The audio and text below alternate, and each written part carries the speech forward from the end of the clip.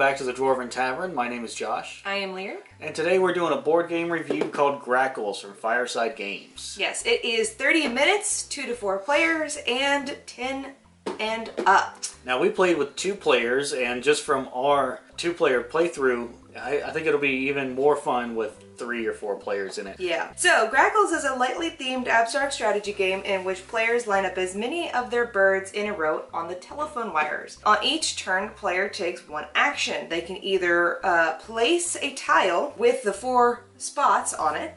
They can connect 2 matching spots with their birds. So, for example, you can connect those right there. You can extend an existing line of their birds, which is right there. Or you can rotate an unoccupied tile. Say, if I didn't want to help out, I could, make it smaller by a grackle. And it includes tiles and colors for 4 players. I would say faster than 30 minutes if you're playing with 2 players. It took us maybe 15 to complete a full game. So what we're going to do is we've already got about halfway set up, or a little bit set up here. It's the board play area is 5x5 tiles. Yeah. So what we're going to do is just go through a very short play through. We're not going to completely play it out, even though we probably have plenty of time to do that because it's so short. It is. Very. So I'm going to play a tile. As you can see, each tile corresponds to the matching player's color. Yeah. And what I'm trying to do is connect green in a line with the most spaces in between the 2 colors. So if you see here at the top, there's a green right there. Now I can place it just like that, and that gives me 2 greens right next to each other, but that only gives me 2 points because you score based on how many birds you have on the board. Right. So I'm going to turn it, play it like that, so I can play the green and then everything in between the greens. However, he has to wait until his next turn in order to do that, which gives me a chance to, if I wanted to, rotate that and make it more in my favor. So since he has 2 greens right here, my black is right in the middle. And because of that, I can't put a bird on that. So if I wanted to rotate that, I could rotate it like this, and therefore start a new black line if I wanted to. So each player can rotate up to 5 empty tiles per game. Right. After that, they play their rotate tiles, and they can no longer rotate. Right. So, and it can only be done on empty tiles. Like, there were no birds on that, so I could rotate that. I could not necessarily rotate this one because there are 3. So, for each turn, you are allotted one of those individual things. So, if I were to pull a tile, that's all my turn would be. And then the next tile, I would be able to place a bird and make the line. Right. So, for my next turn, I'm going to draw a tile. I'm going to place it right here so I get green and green.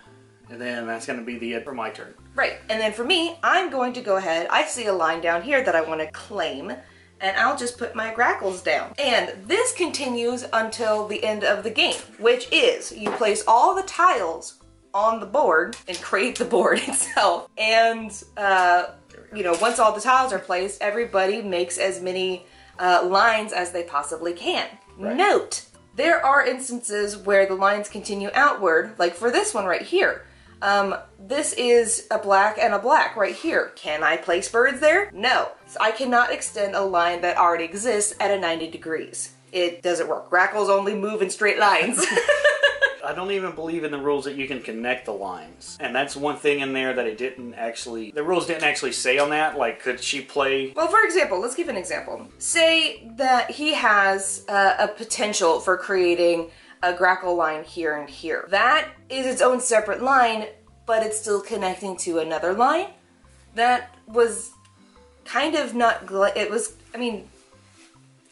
if you're going with the rules, technically no, he cannot put a grackle line there because it's extending a line that already exists at a 90 degrees.